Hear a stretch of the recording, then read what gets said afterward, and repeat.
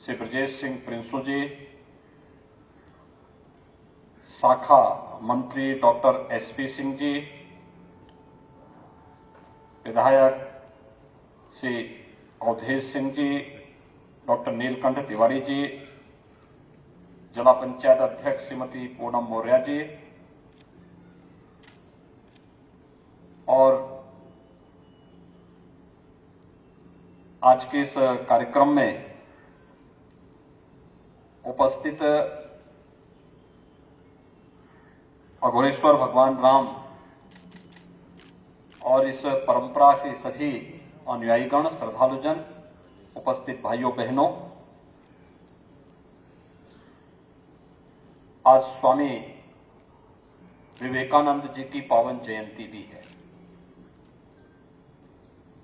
पूरी दुनिया के अंदर भारत के सनातन हिंदू धर्म, वेद और भारत के दर्शन से दुनिया को अवगत कराने वाले स्वामी विवेकानंद का जन्म हम लोग राष्ट्रीय युवा दिवस के रूप में मनाते आ रहे हैं और मेरे लिए सुखद अनुभूति का अवसर है। इस अवसर पर इस पुनीत धाम में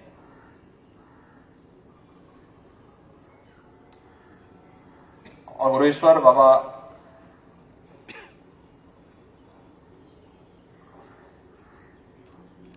की इस पावन धाम में मुझे आप सबके साथ इस पवित्र कार्यक्रम के साथ जुड़ने का अवसर प्राप्त हो रहा है। मैं इस अवसर पर इस पूरे आयोजन के साथ जुड़े हुए सभी सदस्यों को, खासतौर पर बाबा शंभुराम जी को और उनके सभी भक्तों, अनुयायियों और इस परंपरा से जुड़े हुए सभी पदाधिकारियों को मैं सबसे पहले हृदय से धन्यवाद देता हूं कि सर्वेश्वरी समूह ने मुझे अघोरेश्वर बाबा राम की इस पवित्र साधना स्थली के साथ जुड़ने और इस पवित्र आयोजन के साथ मुझे इस कार्यक्रम में आप सबके साथ संवाद करने का एक अवसर दिया है। आज का दिन इसलिए भी महत्वपूर्ण है कि अघोरेश्वर भगवान राम की इस पवित्र परंपरा के साथ सदैव जिनका सानिध्य और आशीर्वाद प्राप्त हुआ था, ऐसे पूजनीय माता जी का कल महापरिनिर्वाण दिवस भी है और उसके पूर्व संध्या पर भगवान राम की स्मृति में यह भव्य आयुष भवन, जो योग, आयुर्वेद और प्राकृतिक चिकित्सा का एक नया केंद्र बिंदु बनने जा रहा है, जो संपूर्ण आरोग्यता की गारंटी हम सबको दे सकता है, इसके इस भव्य उद्घाटन कार्यक्रम के साथ हम सबको जुड़ने का अवसर प्राप्त हुआ है। भाइयों बहनों, हम सब इस बात को जानते हैं कि भारत की शैव परंपरा में अघोर परंपरा एक साधना की एक ऐसी प्रकृति है जो अगर आध्यात्मिक दृष्टि से देखें तो इस जगत में रहते हुए भी परमात्मा के साथ संबंधों को जोड़ने और व्यवहारिक दृष्टिकोण से देखें तो समाज को जोड़ करके एक सामाजिक न्याय की अवधारणा को साकार करने का एक साक्षात उदाहरण प्रस्तुत करता है। अघोरेश्वर बाबा कीनाराम जी के द्वारा जिस अघोर परंपरा को एक नया जीवन दिया गया था, उस परंपरा को अग्रेश्वर भगवान राम ने एक नई ऊंचाइयां प्रदान की। और ये मेरे लिए सौभाग्य की बात है कि अग्रेश्वर बाबा कीनाराम की इस परंपरा से शैव परंपरा का अनुयायी होने के नाते जुड़ने का अवसर तो हमें प्राप्त हुआ ही है, लेकिन उनकी जन्मभूमि पर जो एक मेडिकल कॉलेज आदरणीय प्रधानमंत्री जी की अनुकंपा से प्राप्त हुआ था, उसका नाम हम लोगों ने बाबा कीनाराम मेडिकल कॉलेज रखने और उनकी उस आध्यात्मिक विभूति को आज की आधुनिक मेडिकल साइंस के साथ जोड़ने का एक कार्यक्रम जनपद चंदौली के अंदर चल रहा है। मुझे भगवान राम के द्वारा स्थापित, उनके आशीर्वाद से स्थापित इन समूहों के साथ बहुत दिनों के साथ जुड़ने का अवसर प्राप्त हुआ है। काफी दिनों से मैं देखता रहा हूं कैसे पड़ाव में और उसके आसपास के क्षेत्र में दीन दुखियों के लिए, अपनों से ठुकराए गए लोगों के लिए, कुष्ठ रोगियों के लिए, निराश्रित बच्चों के लिए जिस प्रकार का एक उदाहरण सेवा का प्रस्तुत किया, अद्भुत है, अविस्मरणीय है, अनुकरणीय है। बाबा कीनाराम की परंपरा रही हो या भगवान अग्रेश्वर भगवान राम की परंपरा, उन्होंने समाज में किसी भी प्रकार के भेदभाव को जहां पूरी तरह दूर करने में अपना योगदान दिया, समता मूलक समाज के निर्माण के लिए सदैव अपना आशीर्वाद दिया, वहीं साथ ही साथ कोई भी अपने को निराशित न महसूस करे, उन सबको सहारा देने का काम भी किया। मातृशक्ति के प्रति कितने अनुपम विचार उनके हैं कि मातृशक्ति की कोई जाति नहीं होती और साक्षात देवी स्वरूप है। जिस समाज में और जिस परंपरा में इतना पवित्र भाव हो, स्वाभाविक रूप से, क्योंकि शिव और शक्ति के मिलन को ही वे प्रकृति का वास्तविक रूप मानते हैं और उससे अलग कल्पना भी नहीं की जा सकती है। और यह पवित्र परंपरा आज उसी का प्रतिनिधित्व कर रही है। आयुष का यह बड़ा सेंटर, मैंने अभी इस आयुर्वेद, योग और प्राकृतिक चिकित्सा के इस बड़े केंद्र को मैंने बाबा शंभुराम जी के साथ जाकर के अवलोकन किया है। उद्घाटन के बाद मैंने देखा है, एक तरफ आयुष से जुड़ी हुई विभिन्न विधाओं की उपचार की सुविधा है, आयुर्वेद से, होम्योपैथ से, वहीं पंचकर्म और अन्य जो भी आयुर्वेद की वे पद्धतियां हैं, योग और प्राकृतिक चिकित्सा की पद्धतियां हैं, उन सबको समावेश करके यहां पर आयुष के एक अच्छे केंद्र के रूप में मां गंगा के तट पर इस स्थापित करके लोगों को आरोग्यता प्रदान करने का भी एक माध्यम आज यहां पर सर्वेश्वर समूह ने यहां पर अग्रेश्वर भगवान राम के इस पावन स्थली पर काशीवासियों के लिए और यहां पर आने वाले सभी नागरिकों के लिए प्रदान किया है। मैं इसके लिए यहां पर इस पूरी परंपरा से जुड़े हुए, खासतौर पर सर्वेश्वरी समूह से जुड़े हुए उन सभी पदाधिकारियों को हृदय से धन्यवाद देता हूं कि जिन्होंने आयुष की इस परंपरा को यहां पर एक नया स्वरूप प्रदान करने में अपना योगदान दिया है।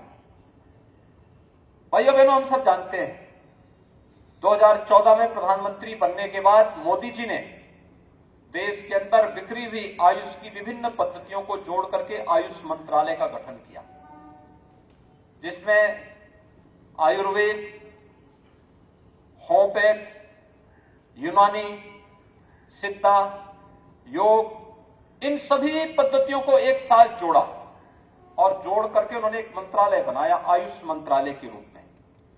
आज आयुष मंत्रालय देश के अंदर हेल्थ एंड वेलनेस के सेंटर में बेहतरीन कार्य कर रहा है। यह अपने आप में एक हेल्थ एंड वेलनेस सेंटर है जो आयुष पद्धति से लोगों को संपूर्ण आरोग्यता की ओर एक नई दिशा दे सकता है। और यही नहीं, 21 जून की तिथि को दुनिया के अंदर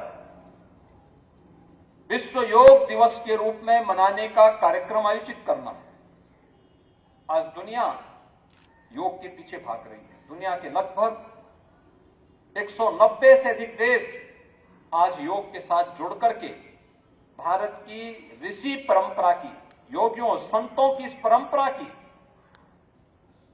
सिद्धों की इस परंपरा को आत्मसात कर रहा है, उसके व्यावहारिक ज्ञान को ले रहा है। पूरी दुनिया इसके साथ जुड़ रही है। व्यावहारिक दृष्टिकोण से देखें तो शारीरिक और मानसिक रूप से स्वस्थ रहने का एक माध्यम है, लेकिन आध्यात्मिक दृष्टि से देखें तो जीवात्मा का परमात्मा से मिलन का एक शुरुआत वहां से शुरू होता है और योग का भी एक केंद्र यहां पर बनाया गया है। ये अनेक यानी उन सभी को एक साथ जोड़ करके यहां पर बाबा शंभूराम जी की प्रेरणा से सर्वेश्वरू समूह ने इस कार्यक्रम को आगे बढ़ाया है और अग्रेसर भगवान राम के नाम के साथ इसे जोड़ते हुए यहां पर आरोग्यता प्रदान करने का जो कार्यक्रम प्रारंभ किया है, ये निश्चित ही फलीभूत साबित होगा। अधिक से अधिक लोग यहां से आरोग्यता प्राप्त करेंगे। भारत की परंपरागत पद्धति के साथ जुड़ करके वे लोग न केवल स्वस्थ और निरोग होंगे, बल्कि एक स्वस्थ अपनी आरोग्यता के माध्यम से लोगों को भी एक नई दिशा देंगे।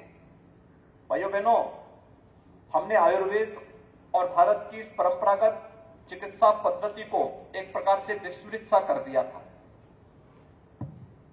लेकिन इस सदी की सबसे बड़ी महामारी के दौरान आपने आयुर्वेद की ताकत को देखा होगा। न केवल भारत में, दुनिया के अंदर जो चीजें हमारी सामान्य पद्धति दिनचर्या की पार्ट थी, उसका हिस्सा थी, दुनिया उसके पीछे भाग रही थी।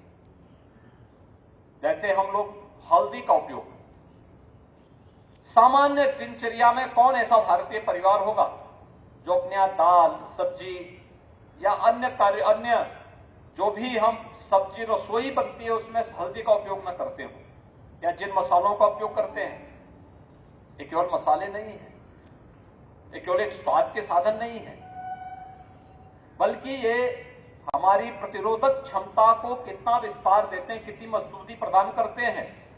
यह कोरोना कालखंड में देखा होगा, जब बहुत सारे लोगों को हल्दी का पानी पीते हुए, दूध मिला हुआ हल्दी का, दूध में हल्दी मिला करके पीते हुए आप सबने देखा है। काढ़ा का सेवन करते हुए देखा होगा। मुझे लगता है कोई बिरला ही घर रहा होगा भारत के अंदर और दुनिया के अंदर जिसने आयुष काढ़ा को किसी न किसी रूप में न लिया हो। आयुर्वेद के पीछे भागते हुए समूह को, दुनिया को आप सबने देखा होगा, और ये चीजें दिखाती हैं कि आयुष में दम था, और इसलिए विपरीत परिस्थितियों के बावजूद भी वह कोरोना जैसी महामारी के दौरान लोगों के जीवन की एक आस बनी थी। और ये इसलिए महत्वपूर्ण है क्योंकि आयुर्वेद की वास्तविक जननी भूमि तो एक काशी ही है।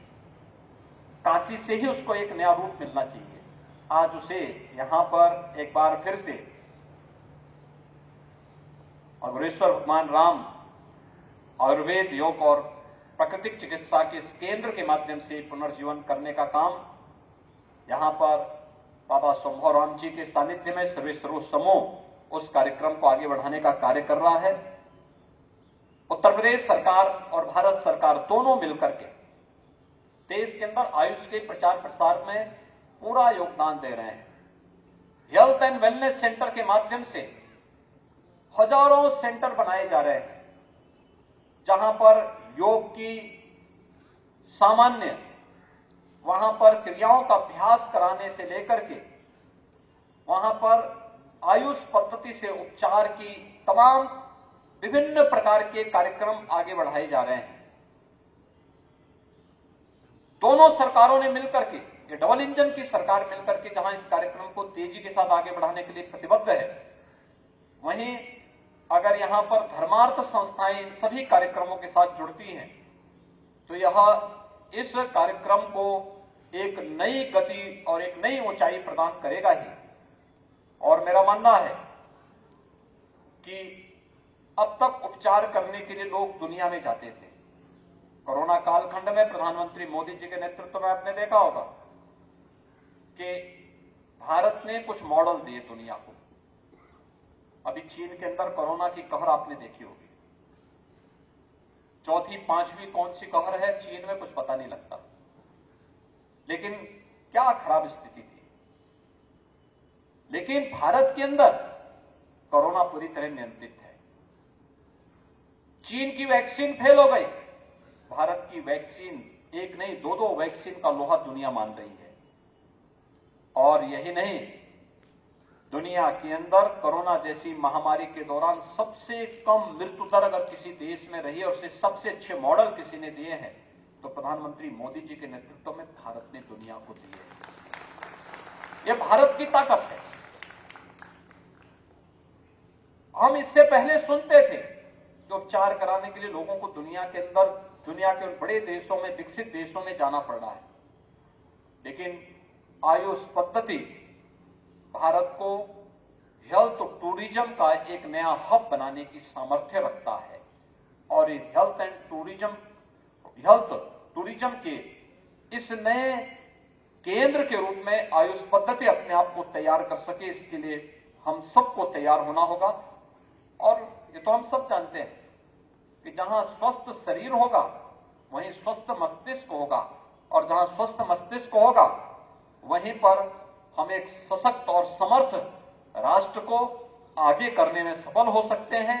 और ये एक शुरुआत है, निश्चित ही इसमें सफलता प्रधानमंत्री मोदी जी के नेतृत्व में प्राप्त होगी। मैं एक बार फिर से अग्रेश्वर भगवान राम की स्मृति में आयोजित इस योग, आयुर्वेद और प्राकृतिक चिकित्सा के इस केंद्र के उद्घाटन के अवसर पर सर्वेश्वरी समूह को और बाबा संभवराम जी को हृदय से धन्यवाद देते हुए आप सबके प्रति अपनी शुभकामनाएं देता हूं। धन्यवाद। जय हिंद।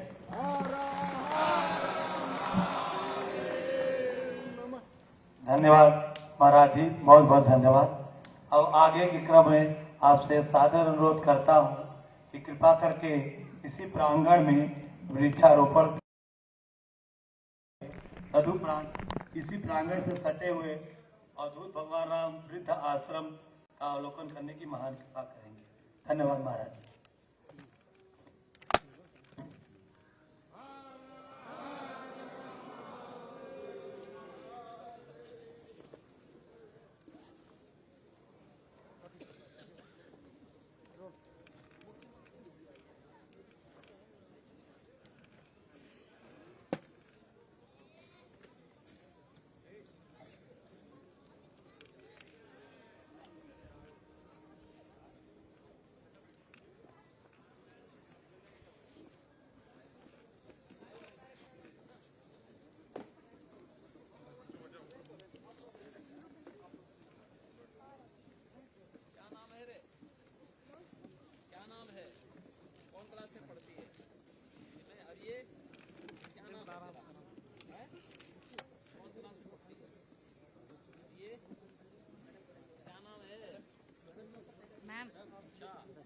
इसका नाम क्या है? इसका नाम तो मंच पे आई थी ना, वही है ना, कोई और है? नहीं, वो समय खड़ी थी, इस समय बैठी है, वही है ना? आइए, चल, बाबा को इसी ने दिया था उस समय, है? ये सब बच्चे यहीं पढ़ते हैं, सब लोग यहीं पढ़ते हैं। इसका नाम क्या है? रोज स्कूल जाती है? कभी कभी है कि रोज आती है? और इसका नाम रोज जाती है स्कूल, है? इसका नाम क्या है? रिया नाम है। इसका गुरमीत, इसका नाम आप है? सब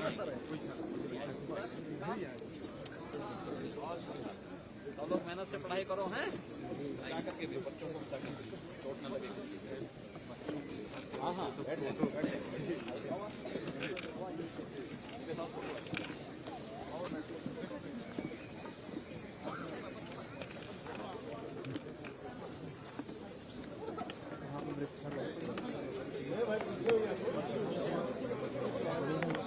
बच्चों को रहना चाहिए, बच्चों को। आप लोग बड़े लोग पीछे हो जाइए।